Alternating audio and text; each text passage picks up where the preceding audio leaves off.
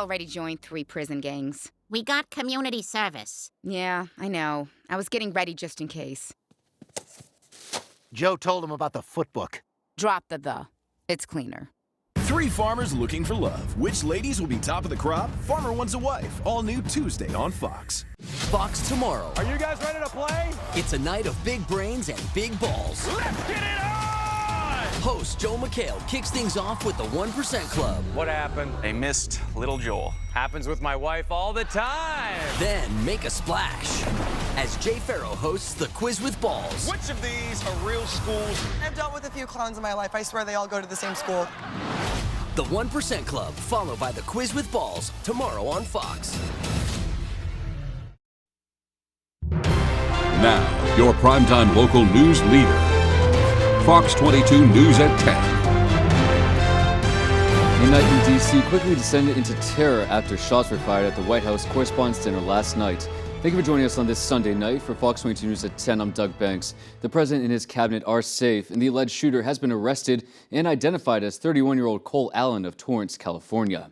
Fox News correspondent Rebecca Castor in Washington leads us off tonight. It was supposed to be a night full of laughs and dinner for the president and the press, but it suddenly turned into a night of crisis and chaos when a gunman burst on the scene. It didn't take long for the president, the first lady, and 3,000 guests in the Washington Hilton ballroom to realize something was wrong. All of them scrambling for cover, some diving under tables after gunfire rang out in the hotel lobby. No guests were injured. The Trumps and other officials were quickly removed from the stage and rushed back to safety at the White House.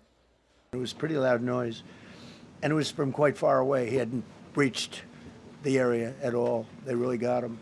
But so it was quite far away, but it was a gun. Hotel surveillance cameras captured the suspect racing through a checkpoint in the hotel lobby. This individual was intent on doing as much harm and as much damage as he could. He was armed with a shotgun, a handgun, and multiple knives. After chasing him through the lobby, security quickly tackled and arrested him. Police think they know how he got in. We do believe he was a guest here at the hotel. We have secured a room here in the hotel. And again, we'll go through the appropriate procedures to determine what was inside there. President Trump called a Secret Service agent who was injured during the chase and is now in the hospital recovering. One officer was shot, but saved by the fact that he was wearing obviously a very good bulletproof vest. Police say all indications are that the suspect acted alone, and President Trump says he's determined to reschedule the dinner within the next 30 days. In Washington, Rebecca Castor, Fox News. Now the news back here in Maine. A Brewer man is in custody after police say he fled the scene of a crash on I-395 in Bangor yesterday. According to Maine State Police, troopers responded to I-395 westbound in the area of the Main Street overpass in Bangor for a report of a 2-vehicle crash shortly before noon. Witnesses reported a black Ford Mustang striking a Volkswagen Coupe, causing the Coupe to spin out and go off the roadway. The Coupe then crossed the entering ramp from Main Street, rolled over the guardrail, and down the embankment into the woods. Authorities say the driver of the Coupe, a 20-year-old female from Chester, was transported to a local hospital with non-life-threatening injuries. The Mustang spun out into the concrete Jersey barrier in the median, and the operator was witnessed walking away from the scene on foot, authorities said. The police canvassed the area but did not immediately locate the driver. But thanks to a photo submitted to the Maine State Police tip line in the vehicle registration, they identified the operator of the Mustang as David Harris, 48, of Brewer. He was arrested this morning at his apartment and taken to Penobscot County Jail. Harris is being charged with leaving the scene of a motor vehicle crash with injury, aggravated driving to endanger, failure to make an oral accident report, and operating without a license. The cause of the crash is under investigation. A fourth alarm was struck as crews battled a fire in Milo today that destroyed a barn and ignited a wildland fire. According to the Milo Fire Department, crews were dispatched to a fire on Elm Street shortly after 12 p.m. Upon arrival, firefighters discovered a fully involved 100 by 100 multi-story barn. The flames also sparked a wildland fire in a field next to the structure. Milo Fire Chief Michael Harris says the homeowners were safely evacuated from their house located directly next to the barn. We're told the barn was being used for storage, not livestock. The fire department says it took a significant amount of water supply and manpower to control the fire, with crews responding from Piscataquis and Penobscot counties.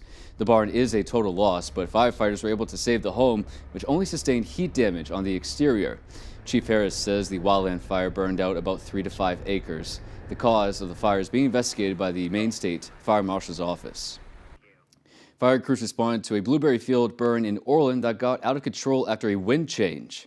According to Orland's fire department, it was just after 6 p.m. yesterday when they were called to a blueberry field along Route 1. After initial size-up, Penobscot and Castine fire departments were also called to the scene. They say crews were able to get the fire under control when it got to the wood line.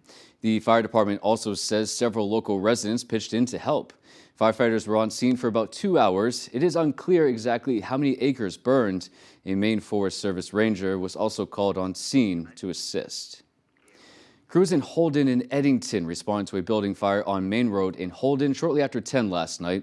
Upon arrival, Holden Fire and Rescue says responders found smoke throughout the building caused by a dryer that caught on fire and spread to nearby cardboard materials, but they say the fire was quickly brought under control.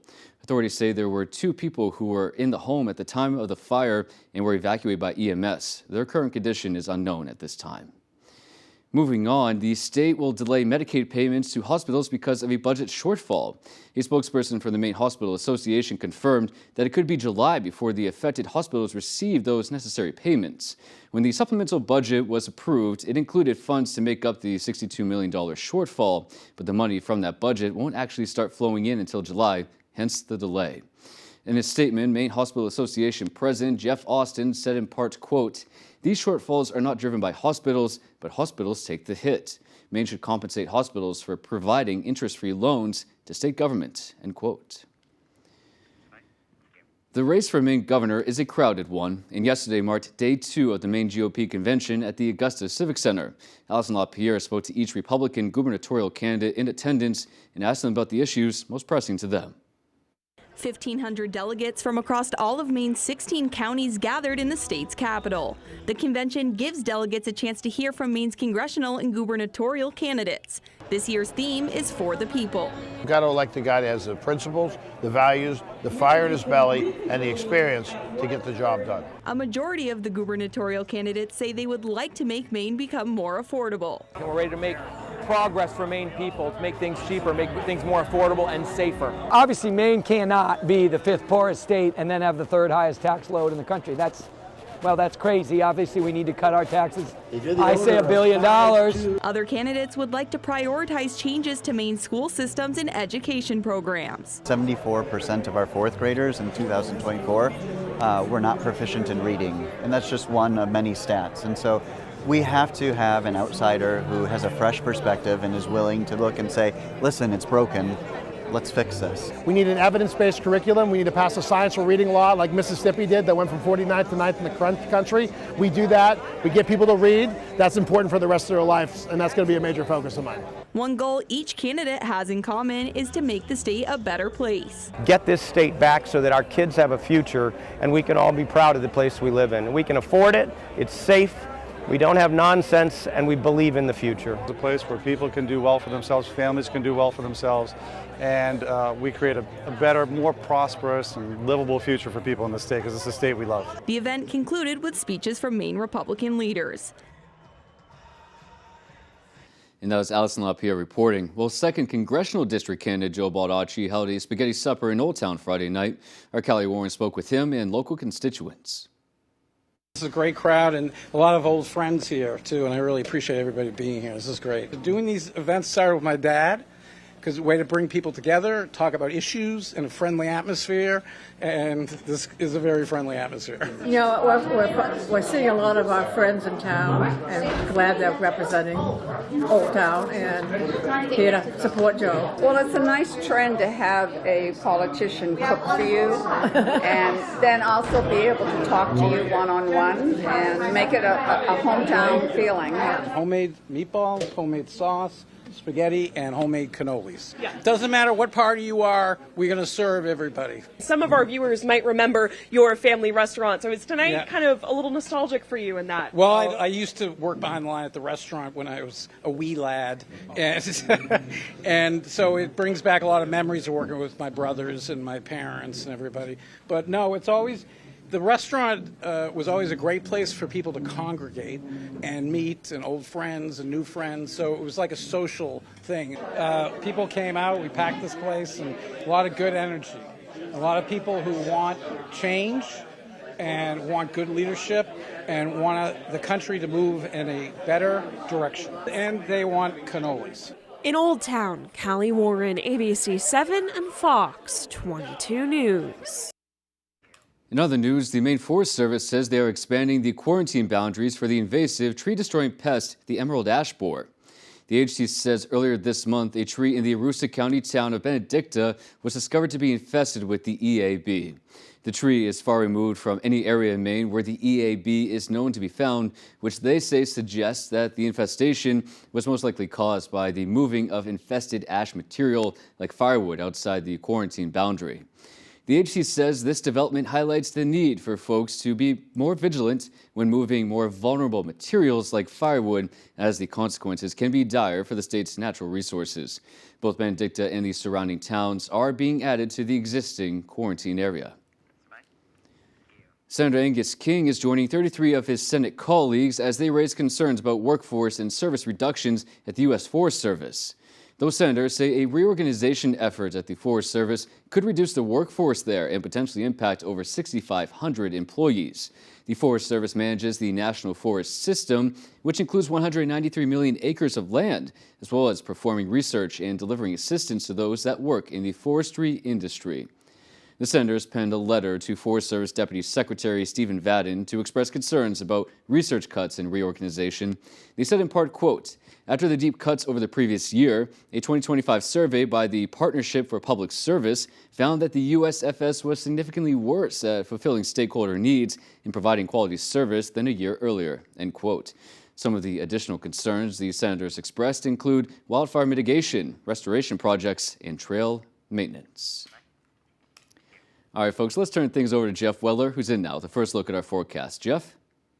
All right, thank you. Look at us. The temperatures are matching the tie again today with highs pretty much back in the mid-60s across the area. We'll do it again tomorrow and also for Tuesday, followed by some changes on Wednesday. The wind basically near zero today.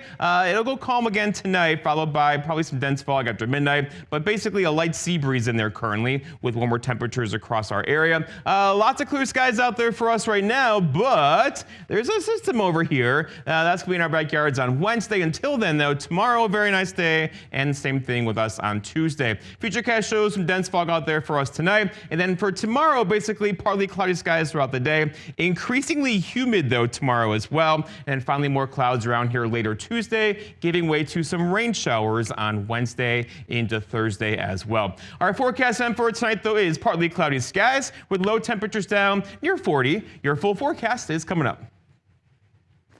Good to know, Jeff. Thank you for that report. We'll see you there on broadcast. Folks, still to come here on Fox 22 News at 10. Our Alex Schley explains why Bangor officials are asking to increase funds for the Bangor Public Library. And later on, a church in Orrington held its 5th annual trash cleanup day. Those stories and more local news right after the break.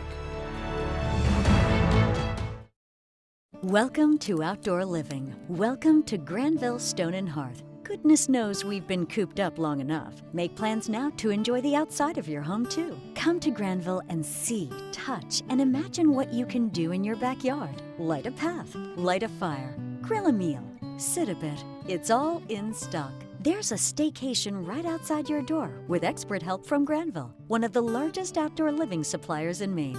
Granville Stone and Hearth, Main Road, Holden.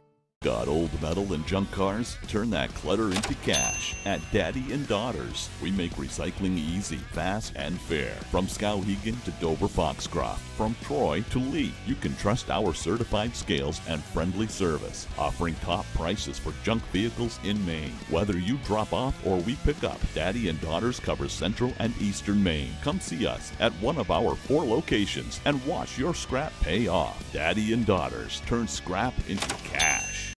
When I was 29, I was diagnosed with cancer. And I think part of research and advocating for more money for cancer research allows survivors to have more time. Senator Collins supports and advocates for more funding for cancer research so that people can have better treatments, they can have better outcomes, and therefore they can live better lives as cancer survivors. Thank you, Senator Collins. Continue fighting for our families. There are so many fun things to do in Maine. Now you can enjoy more for less. Check out half-off deals from foxbangor.com. For the perfect floral arrangement, look no further than Luigi & Fredericks in Bangor. Our expert florists beautifully arrange flowers for any celebration or occasion. Trust Luigi & Fredericks for bouquets that brighten anyone's day. There's a limited supply available. It's on sale right now. Save with half-off deals from foxbangor.com.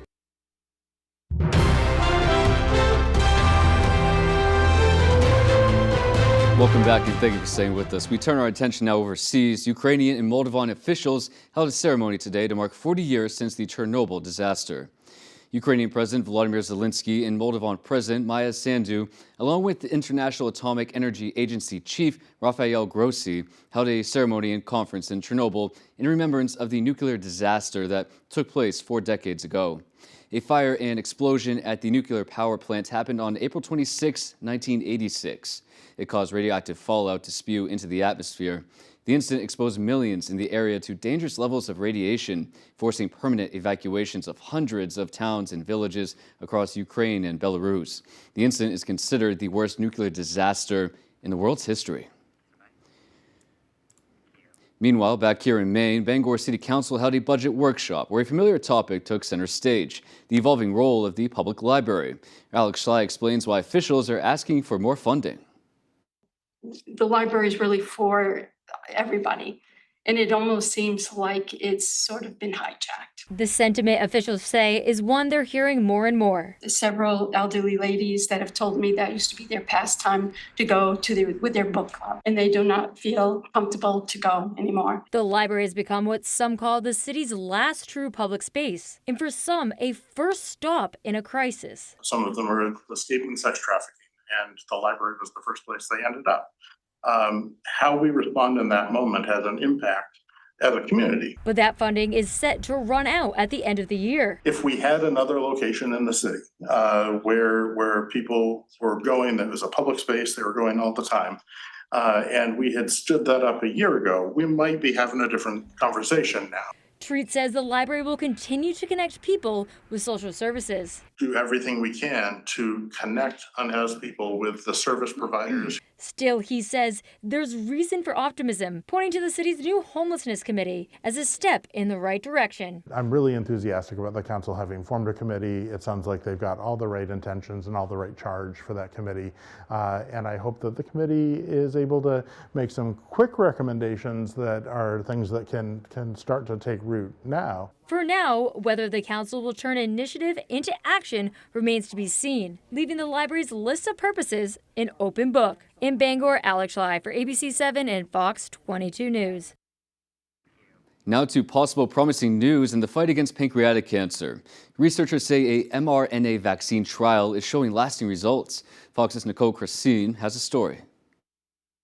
mRNA vaccines for cancer hold a lot of promise. This week, data from a Memorial Sloan Kettering Cancer Center trial left doctors working in pancreatic cancer research and funding with new hope. That includes Dr. Anna Birkenblatt with the Pancreatic Cancer Action Network, or PanCAN. She explains to Fox 10 how the trial worked, using an mRNA vaccine administered to patients whose cancer was caught early enough for them to undergo surgery, and then pair the vaccine with immunotherapy. The vaccine was a bespoke vaccine, so it was made from the patient's own tumor and then given back to the patient. And we know that 7 out of 8 patients in the trial who responded to the vaccine plus the immunotherapy are still alive 6 years after surgery. That's a stat that means a lot for a cancer with just a 13% 5-year survival rate.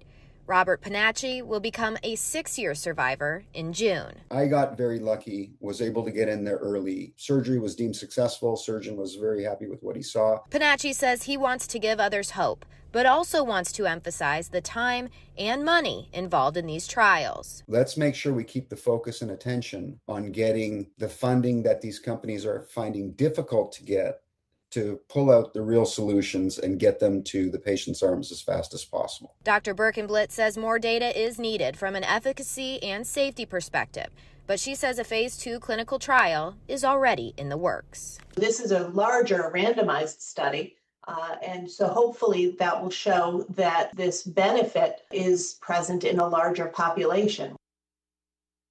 And that was Nicole Christine reporting, Folks, after the break, our Beth Jones spoke with University of Maine's president about prioritizing hands-on experience and training. That conversation is next here on Fox 22, News at 10. When Paramount Paving wants to know the local forecast, they log on to foxbangor.com. Paramount Paving in Old Town provides expert paving, seal coating services to eastern and central Maine. Currently booking for the 2025 season. Call for a free estimate today.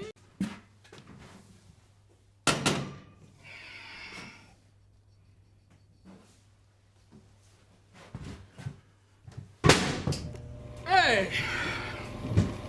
That ought to do it.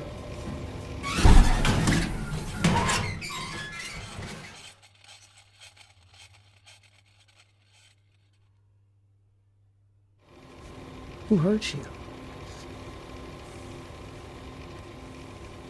My name is Rebecca Babrod, and I'm studying my master's in social work at the University of Maine.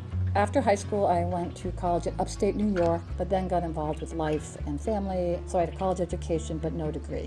When I first thought about going back to school, it seemed really intimidating. One of the great things about an online program is that you can combine studying as part of your day. I'm actually studying right now.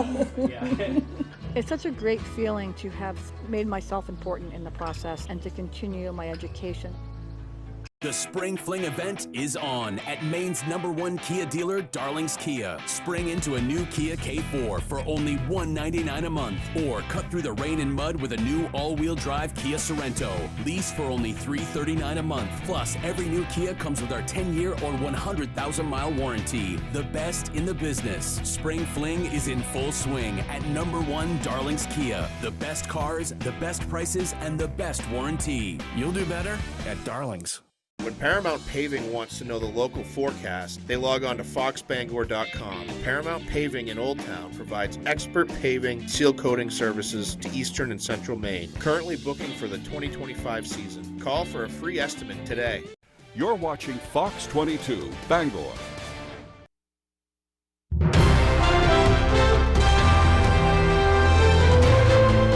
Welcome back and thank you for staying with us. Hudson University has announced their 2026 valedictorians and salutatorians. Among the 9 valedictorians and 2 salutatorians, many are local and all have demonstrated academic excellence. All valedictorians have a 4.0 GPA, while salutatorians received a 3.9 GPA. Of the 11 honored students, 6 are from here in Maine. Hudson University President Lynn Cohigan says, quote, "They are a remarkable group." And we'd have to agree. Congratulations to everyone listed on the screen right now. Hard work pays off, and it certainly shows here. Well, it's that time of year when college seniors are about to graduate, are looking for or perhaps just secured their first job and are contemplating their futures. Our Beth Jones recently spoke with University of Maine's president about this and more. Take a look. We're very excited because 94% of our graduates find employment or move on to the military or to other education, and that's a big number. And so we're able to really help them be ready for that career because of the curriculum that we've put in place at UMaine, with a lot of hands-on experience and a lot of chance to really learn some practical kinds of skills and learn how to do research along the way. That number is significant in and of itself, as you said, but you know, when faced with the sort of economic conditions that folks of all ages are saddled with, it's especially important to know that when you leave college and now maybe you're staring down some student debt, you at least also have that job. Absolutely, Yeah. and what we're also very proud about is that they are entering high demand fields here in Maine, moving into healthcare, moving into nursing, teaching, engineering areas where our aging infrastructure needs that kind of expertise. And so we're able to really contribute to the economy of the state through our fantastic grads. Yeah, and you're driving population growth and just, like you said, filling up that workforce with quality individuals. We want to talk about affordability because that is absolutely top of mind for all students. And so how is UMaine, for their part, working to keep higher education within reach for all Maine kids? Well, accessibility, affordability, they're features for the University of Maine for sure. Our in-state tuition is the lowest of all of the New England land-grant universities, and we're really pleased to be able to keep it there so that we can have affordability for all Maine students who might be interested in us. We also are very keen on making sure that there's enough financial aid and that we offer scholarships. About 98% of our students get some kind of aid. We're very grateful to our generous donors who help us fund those scholarships, as well as, of course, other federal sources and so forth. So it's an affordable place for an absolutely first-rate education. And that's a big draw. That is a big draw, having that combination, being able to boast that combination. And also, even right out of college, employers are looking for students who've had at least some kind of hands-on training, hands-on experience, as opposed to somebody who's walking in with book knowledge but is completely green. So how is UMaine working to fulfill that obligation of making sure that students are prepared in and out of the classroom as well? So it's been always a tradition at the University of Maine since the very earliest days for students to have some kind of work experience and that relates to the university. But what we've had over the last few years with funding from the Harold Alfond Foundation are these first semester research learning experiences where students can come right into a lab or a studio or a field site or a situation where they're working with a faculty member on something new, creative, innovative, in very much a hands-on kind of way. And those students then are able to move on into internships and later experiences as undergraduates so that when they hit the workforce, they're really ready to be problem solvers, to take up practical questions, to work with very real problems that matter here in Maine and beyond. And you can go to foxbangor.com to watch their full conversation. All right, folks, after the break, the weekend review. What stories made the list? Find out next. What animal suggested this image? I mean, we all know the answer, except for that one guy. Who will be part of the 1% Club? Only Mondays on Fox. Are your basement walls bowing, crumbling, or failing? Hi, I'm Tony Hafford with TC Hafford Basement Systems. All things basementy. Our Stable Lock Wall System offers a patented, affordable, and permanent solution to save your foundation walls. It stabilizes, fills voids, and structurally repairs, leaving a new smooth surface. All the strength of new walls. Call TC Hafford Basement Systems today for all things basementy.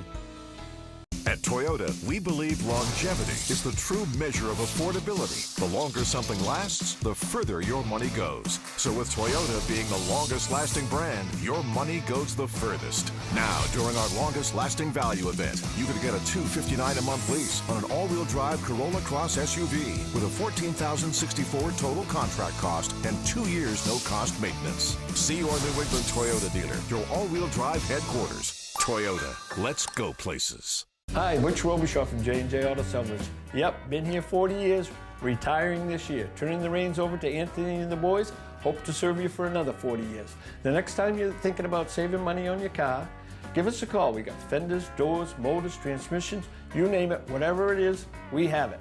We're down on the Brewer Lake Road. Everything we sell carries a 90-day warranty. And don't forget, best attitude in the business.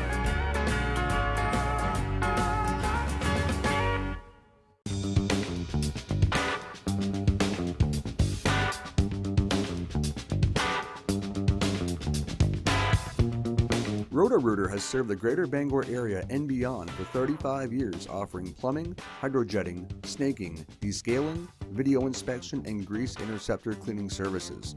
For all your residential and commercial clogs, call Roto-Rooter today, 990-1234. And away go troubles down the drain. Roto-Rooter.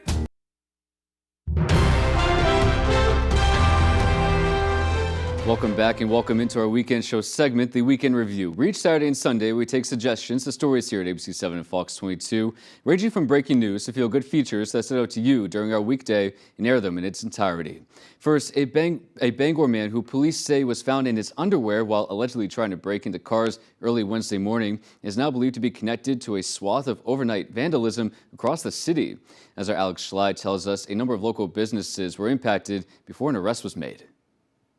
Get on my cameras, I see there's a giant rock through my door. Not what you want to wake up to. That was the reality that Zach Leclerc, owner of Quality Jewelers, woke up to Wednesday morning, along with a number of other Bangor business owners. Bangor police say the man captured on video is believed to be 34-year-old Alexander Justice. I was notified, got right down here, met with the police.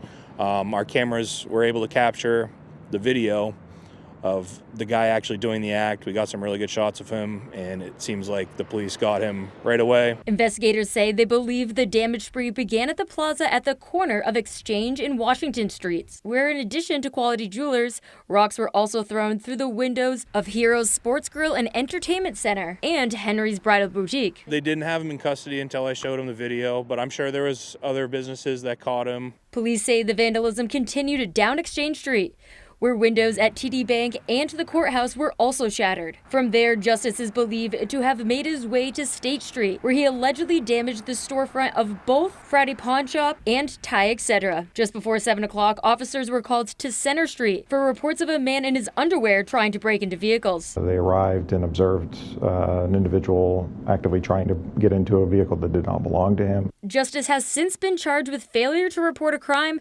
criminal mischief, and probation violation. Business owners say while the cost to repair the damage set them back about $1,000, they're more concerned about the state of their community. When these things happen, people don't want to be around here. It makes it incredibly tough to run a business. And I'm not alone when I say that we're really fed up. Investigators say nothing was stolen from the vandalized businesses. In Bangor, Alex Schley for ABC 7 and Fox 22 News.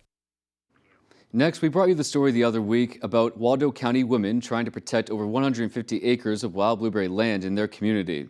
This past Wednesday, a fundraiser and community event helped them get closer to their goal while letting locals experience some Earth Day fun.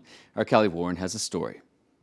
Everyone is able to make a little bit of a change in the world, and we're just hoping to do that with these barons. A group of Waldo County women is seeking to become stewards of 158 acres of blueberry fields in Searsport. They have been a part of this state, this area, Penobscot territory for thousands of years. We are rapidly losing them. We've lost 100,000 acres in the past 100 years. The collective hopes to nurture and protect those lands and help them become a community space. To do so, they're fundraising and educating through an Earth Day event. All donated time.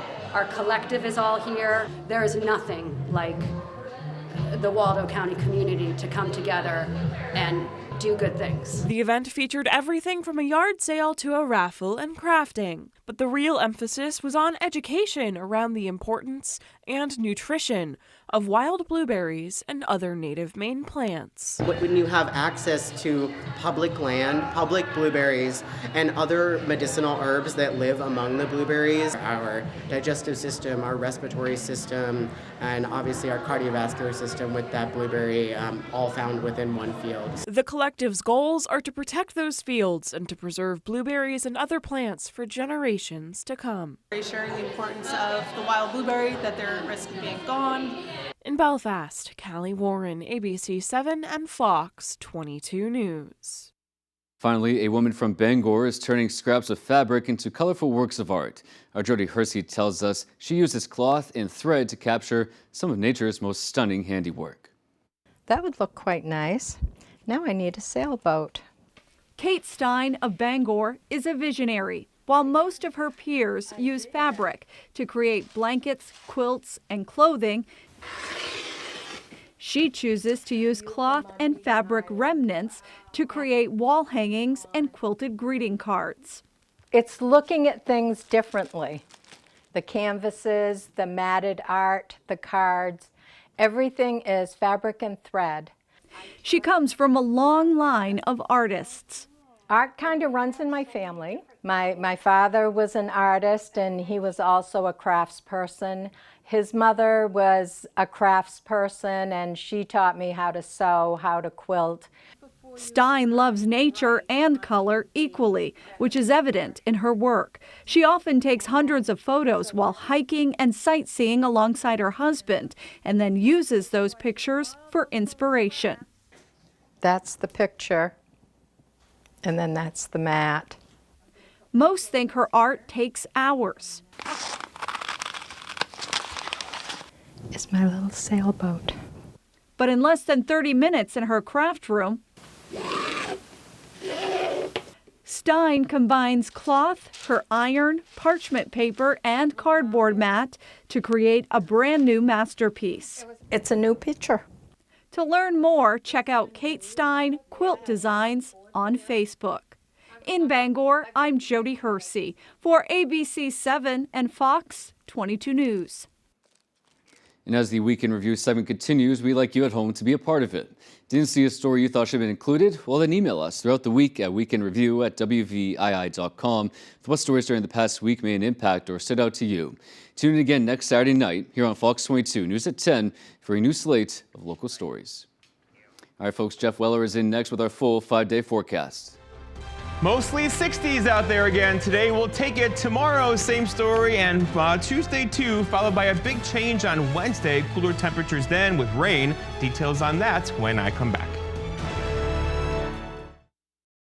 From the heart of Maine, where rugged beauty meets timeless craftsmanship, Richard Henderson & Sons Masonry, taming the outdoors through groundwork, retaining walls and seawalls, building custom fireplaces that become the centerpiece of your home, crafting granite steps and patios that invite you outdoors, designing hardscapes that turn yards into living spaces, built to last, crafted for life.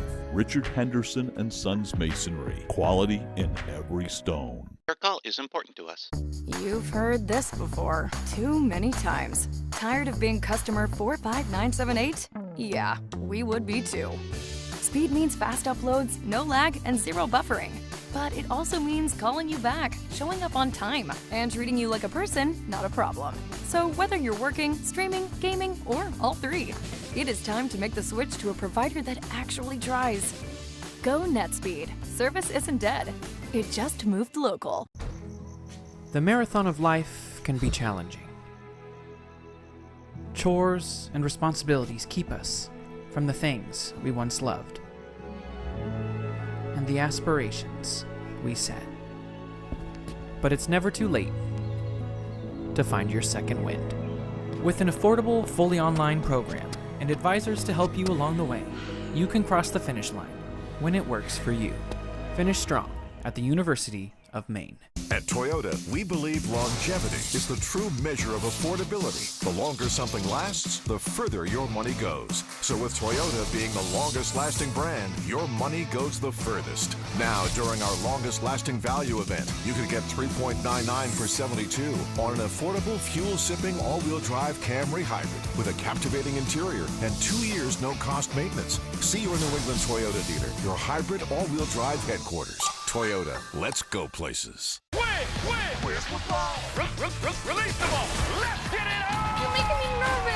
It's Cash a Splash. The Quiz with Balls, all new Mondays on Fox. All right, thank you. Let's start here. This dry weather continues through tomorrow, through Tuesday, but more rain in the forecast for Wednesday. 60s, though, tomorrow and Tuesday, and then cooler 50s probably Wednesday, Thursday, and Friday toward the end of the week. Out there for us last morning, though, low temperatures got a little chilly, right? We had lows down below freezing through much of the region today, but a nice recovery because look at these highs, mid-60s across the area. Plenty of sunshine, we'll take it, and we'll do it again tomorrow and also for Tuesday, but then of course rain showers are back in the forecast for Wednesday. And finally, the heat that's been across the west for weeks, right, is finally shifting this way just a bit, giving us those 60s across the area today, and basically for tomorrow and Tuesday as well. All right, the wind is kind of all over the place currently at high pressure with above, so there is a sea breeze though on an onshore flow there. Basically though, winds down near zero tonight. That could give us some dense fog after midnight into tomorrow morning. But wave heights out there now around 2 to 3 feet. As you know, that is pretty rare for us around here. So thus,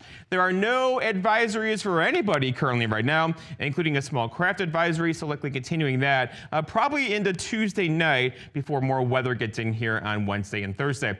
All right, so lots of clear skies across the area for us today. There were a couple passing clouds, as you know, but basically high pressure overhead. High pressure is our friend. It's sinking air. We like that. To the west, though, this has eyes on us for Wednesday, but it's a slow-moving system. So once it gets here later on Wednesday, we're talking showers and storms probably in the forecast Wednesday evening through Thursday into Friday as well. And they could actually be over the weekend as well. So overall, we're going to change the pattern here after 2 more very nice days. We're going to get wet basically Wednesday, Thursday, and Friday. Futurecast shows some dense fog out there for tonight, pretty much down east and coastal areas. And then probably mostly cloudy tomorrow morning for an hour or two, followed by decreasing clouds. And then a very nice day tomorrow, a very nice day on Tuesday. And then this will be our next system coming our way for later on Wednesday, and likely showers and storms now in the forecast later Wednesday into Thursday.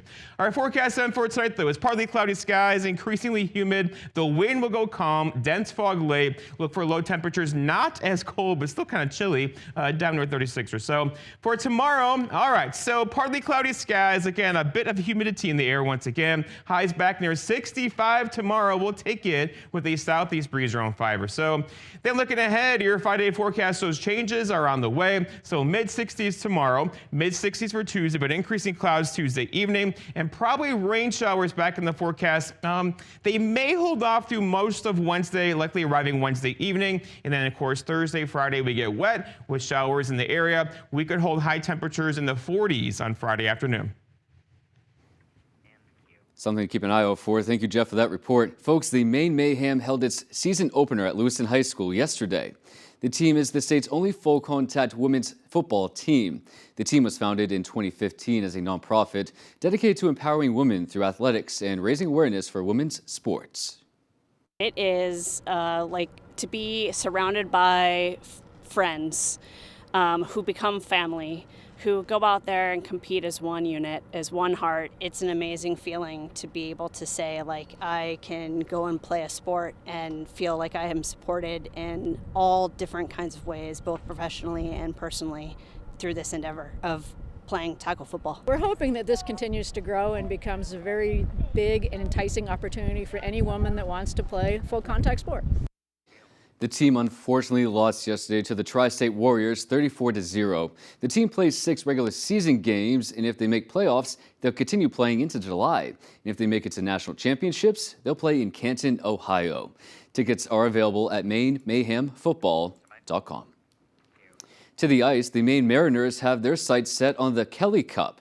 They're up against the Adirondack Thunder in the first round. The Mariners took Game 1 Friday night, down by 1 in the first period. Maine ties it up with a goal from Jacob Hudson. He redirects it to the drive from Loke Johannesson. But late in the third, the Thunder are up 3-1. The Mariners try to mount a comeback. Here's Antonio Venuto deflecting a shot into the net, but the Mariners could not tie it again. The Thunder take Game 2, and the series is now tied. Final score is 3-2. Game 3 is on Wednesday. And now let's check in on some final scores from outside of Maine.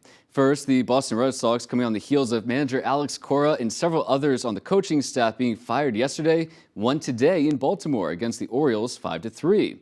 To the NHL playoffs, the Bruins, after letting up 4 goals in the first period alone, cannot bounce back and lost to the Buffalo Sabres today 6-1. The series is now 3-1 in favor of Buffalo. Puck drop for Game 5 is Tuesday night. Mr. Irrelevant, a nickname given to the last player drafted in the NFL draft, went to Red Murdoch, a linebacker out of the University of Buffalo. Drafted yesterday by the Denver Broncos, Murdoch set an FBS record with 17 forced fumbles in his career at Buffalo. He now joins an esteemed club of Mr. Irrelevance, including 49ers QB Brock Purdy, former Patriot Marty Moore, and John Tuggle. And just before coming on the air, the Celtics beat the Philadelphia 76ers in convincing fashion, 128-96. They now move up 3-1 in the first round of the NBA playoffs. Game 5 tips off Tuesday night. And with that in mind, Sports Director Jack Webb will be in next with a recap on local sports and the big coaching staff change by the Red Sox. We'll be right back. See the USA in your Chevrolet. There's a Chevy for everyone to see the USA. SUVs that put more within reach. Affordable EVs that open up the map. And trucks that never compromise. Right now, get $500 cash allowance on this 2026 Chevy Trax. Or well-qualified buyers can get 2.9% financing on all 2026 Trax models. Visit your main Chevy dealers. Diabetes isn't a death sentence, but it is absolutely a life sentence, and you have to figure out how you're going to keep your kid alive. So when you find somebody from the government that's on your side, and it happens to be Susan Collins at the same time, that was just magnificent. After the meeting in Portland for my wife and son, my wife came back. She was 10 feet tall. She'd felt seen, she felt heard, and she felt like we had a powerful advocate on our side. It was a big step towards healing. Thank you, Senator Collins. Please continue delivering for T1 families. Look at this guy. What? Yo, sick car, man. Hey, what's going on, bro? Can I charge my phone? Ooh. Hey, can I get the password for the Wi-Fi? Oh, let's change the music. Bose? Dang. Have I got something in my queue? Oh. Loaded with features for everyone. Nice, man. How it should be. The Hyundai Elantra. Right now, lease a Hyundai Elantra SE for $79 a month or get 0.99% APR for 60 months. Hurry in. 3 farmers have started their search for love. Now, the ladies head back to the farms. What's that? I'm in trouble. Farmer Wants a Wife. All new Tuesday on Fox.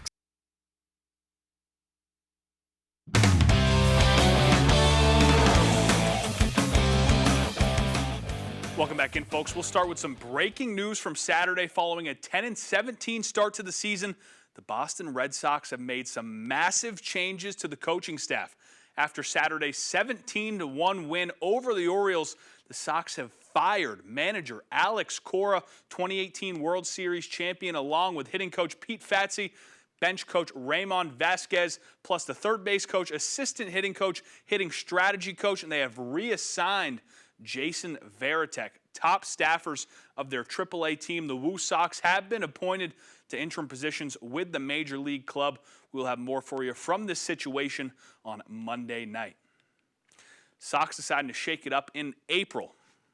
You can be the judge of that one. The weather outside is not only a sign that spring has sprung, but also the NFL draft has now come and gone as the New England Patriots are looking to improve following their trip to the Super Bowl. The Pats kicked things off by trading up 3 spots to take offensive tackle Caleb Lomu out of Utah as they try to protect their rising star in Drake May. In the second round, they secured what many think to be one of the best value picks in the draft with Gabe Akis, pass rusher out of Illinois. Scouts and analysts praise his physicality and run defense, but say he can rush the passer as well. In the third round, the Pats made many fans happy by adding some tight end depth. They selected Eli Raridan, tight end from Notre Dame, who not only has ball skills, but also is one of the better run-blocking tight ends in this year's draft class. They rounded out on day 3 with a corner from Wake Forest, some more offensive line help as well with a tackle from Texas A&M. The Patriots securing the trenches. You love to see that. That's a Mike Vrabel identity right there, rubbing off around the organization. Staying on the gridiron, Remain Football held their 20th annual Jeff Cole Memorial Spring Game on Saturday. The Black Bears stormed into Alphon Stadium for their final spring practice and their last time in pads before August. Each rep was live tackle football as they worked full drives along with specific scenarios such as red zone and goal line situations. Head coach Jordan Stevens is pleased with the way the Black Bears responded after he and the staff challenged them to end the spring on a high note. Pleased with how the players came out and handled the day, and one thing we focused on this week was really finishing strong, and that's something we want to do even carrying into the season, like looking at our where we've been and where we want to go. That's something that we have to do a better job of in each game, but then also at the end of the season, and kind of treated the end of spring ball like that. And I really thought they responded well to that. The spring game is one of the best days of the year as a college football player. It serves as a celebration of a semester's worth of hard work, both on the field and in the classroom. The Black Bears had a picture-perfect day for it on Saturday. We got families here. A lot of their families are here, and we got a nice spring day. So it kind of comes with its own buzz around the game and gets them excited to play football. So it's really just an opportunity to like celebrate Maine football, end on a high note, and all that is good momentum going into the summer. Let's keep it local and head down to Husson, where the Eagles hosted the Maine Maritime Mariners with NAC tournament implications on the line. Win and you host the tournament next weekend. We picked this one up in the third quarter. Husson keeper Odin Burke makes the initial save. Mariners stay with it, but then Burke stones Toby Lappin on the doorstep with his face. But the Mariners would keep the pressure on. Riker Spear with a beautiful face dodge. He rips it home. MMA up 12-4. Then it's Marcel cross crease to Lappin, who stings the top left corner as the Mariners keep things rolling. Randall Walker wants in on the action. He fires a shot up top past the keeper to make it 14-4. Mariners are now looking to cap off a monster third quarter. With 4 seconds left, Marcel finds Spear, who finishes it off in 8-goal third quarter for MMA. They host the NAC tournament next weekend in Castine. The Mariners have been absolutely rolling this season. They're undefeated in conference play. Best of luck to all teams in the NAC tournament next weekend. For now, that's all the time we have for sports. We'll be right back after the break. You can't see third-hand smoke, but you may smell it. Third-hand smoke is toxic chemicals left behind by smoking and vaping. These chemicals stick to surfaces in your home and car and linger for years. They're on floors, furniture, toys. Everywhere children and pets touch and play. What you can't see can still cause harm. Protect your family from third-hand smoke. Visit mainquitling.com to learn the risks. Need a safe and caring place for your loved one during the day? At the Merchant Center Adult Day program, we provide a supportive environment where adults can enjoy companionship, engaging activities, and personalized care in a setting that feels like home. Our experienced staff is committed to meeting each person's unique needs while promoting independence, dignity, and overall well-being. Families can feel confident knowing their loved ones are in compassionate, capable hands. When I had first left for college, I was super excited to start pursuing my dreams, and I had met so many amazing people my freshman year. Yeah, some days were really hard, balancing work life and classes, but most of them, they were the best of my life, because I had something not everyone gets. A dad inspiring me every step of the way, and I'm so happy to graduate beside you. Collectors, get ready! Maine Hobby Fest, hosted by Coastal Sports Collectibles, is coming Saturday, May 2nd from 9 a.m. to 3:30 p.m. at the Brewer Auditorium. With over 60 vendors, you'll find sports cards, Pokemon, trading card games, collectibles, memorabilia, and more, all under one roof. Enter raffles from Maine Celtics box seats and Savannah Bananas tickets. Sign up for a live 3-case football break and meet former Red Sox pitcher Bill the Spaceman Lee signing autographs. Admission just $1. Don't miss Maine Hobby Fest, May 2nd at Brewer Auditorium, 318 Wilson Street. Learn more at coastalsportscollectibles.com. Family owned and operating in the Bangor area for more than 10 years. Crosby's Welding is here to help you. We specialize in steel, stainless steel, and aluminum welding and fabrication. We serve many of the local industries from Maine lobstermen to the commercial trucking industry and everything in between. Fully mobile on-site construction services right down to custom signs and fire pits. Fast, friendly, reliable service. Give us a call today for a free estimate, 974-7815. I hope you're ready for this adventure. Bear Grylls is running wild. All new Tuesdays on Fox.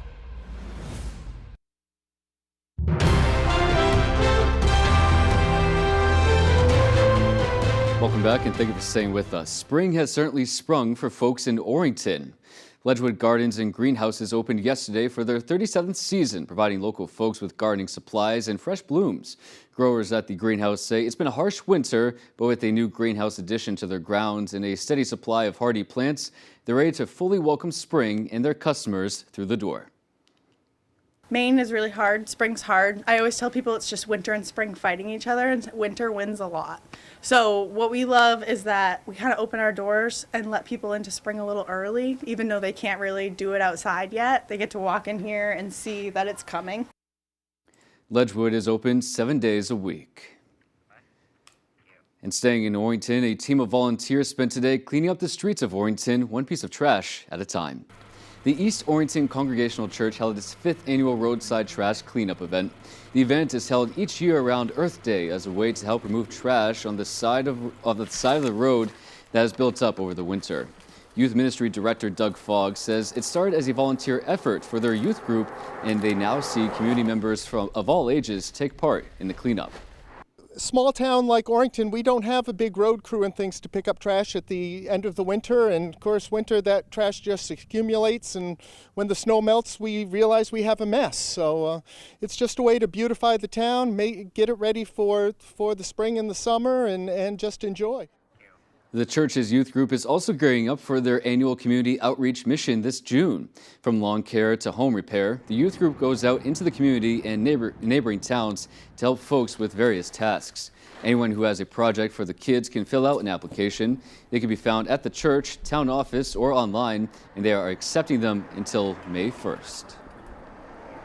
A new program at Togus Veterans Hospital is helping Maine veterans avoid fighting any of their post-service battles alone, including battles with substance use disorder. Our Callie Warren takes us to the brand new Togus Residential Rehabilitation Treatment Program. My recovery must come first, so everything that I love in my life does not have to come last. Maine veterans have already sacrificed. Togus VA Hospital is making sure they don't have to keep making sacrifices to recover from substance use disorder. I know with all the hardworking, caring people here at Togus, many veterans like myself stand a fighting chance against their affliction. With their help and my hard work, I am 960 days sober today and living proof that recovery is possible. A new residential treatment facility officially opened on Saturday, ensuring that those who have already done their duties can have a place to recover with dignity. We have been, focused on this day, but also May 4th when we accept our first veteran for so long. We're so thrilled to open the doors and bring veterans in and have them getting care with us. It will have residential treatment, it has therapy rooms, it has recreational rooms, it has places for families to gather, and it's going to make such a difference to Maine veterans who have these challenges. Veterans say many have faced accessibility barriers by having to seek out-of-state care away from their loved ones. A lot of them had to travel to Massachusetts or further. So having this treatment facility and these beds so close to home is really going to make a difference. The facility, built entirely by New England construction personnel, offers 12 beds, kitchen areas, access to around-the-clock care, and most importantly, a helping hand. There's help here, and now it's closer to home. In Augusta, Callie Warren, ABC 7 and Fox 22 News. Finally here tonight, for 53 years, students and researchers have convened in Bar Harbor to move the state's scientific needle. Those I spoke with say it's the largest annual gathering of biomedical researchers, and Friday was one of the best turnouts in the event's history. Here's that story.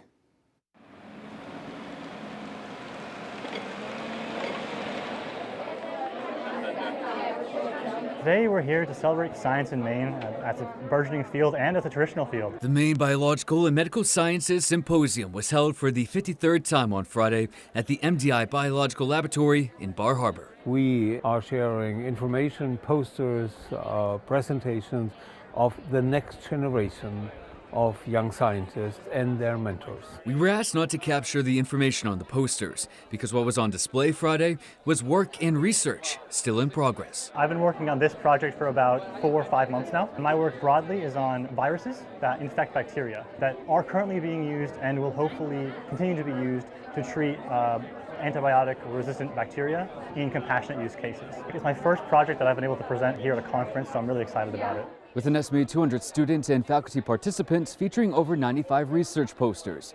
Officials with the MDI Biolab say it's Maine's largest annual gathering of biomedical researchers. In Friday's event, they say, was one of the best turnouts they've ever had. This is for the future.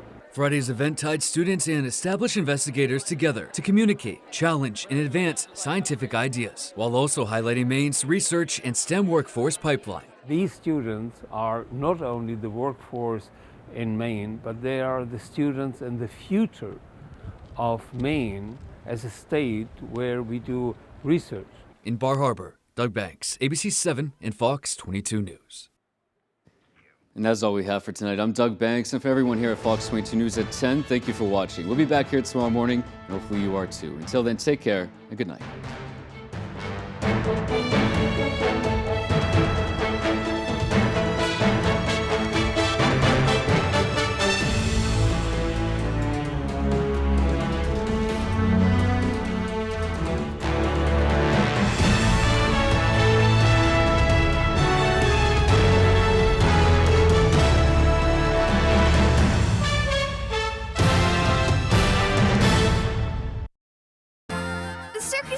The circus is coming! Don't miss this exciting new show featuring unicycle juggling, dogs and hula hoops, the Flying Cortez Trapeze Spectacular, globe motorcycling, and more.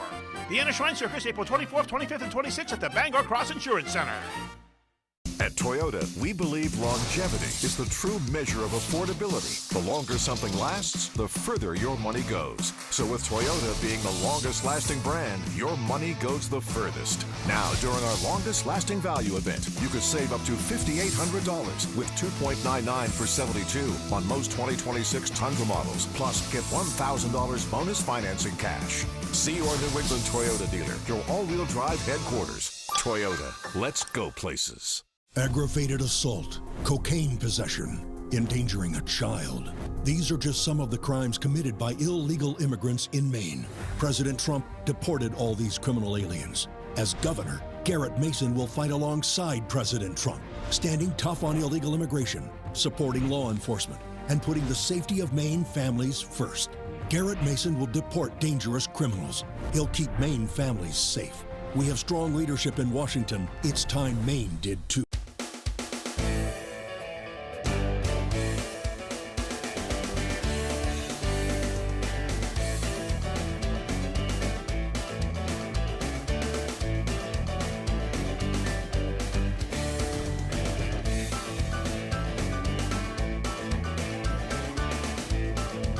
Foggy's Pub, your place for fun, food, and friends in Palmyra, Maine.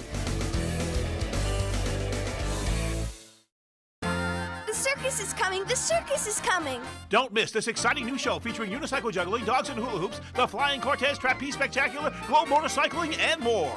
The Anna Shrine Circus, April 24th, 25th, and 26th at the Bangor Cross Insurance Center. 4 international territories compete for the title of Global Master Chef. My 3 daughters are watching. Tell them I say hi. Master Chef Global Gauntlet, all new Wednesdays on Fox. You're watching Fox 22, Bangor. Previously on The Rookie.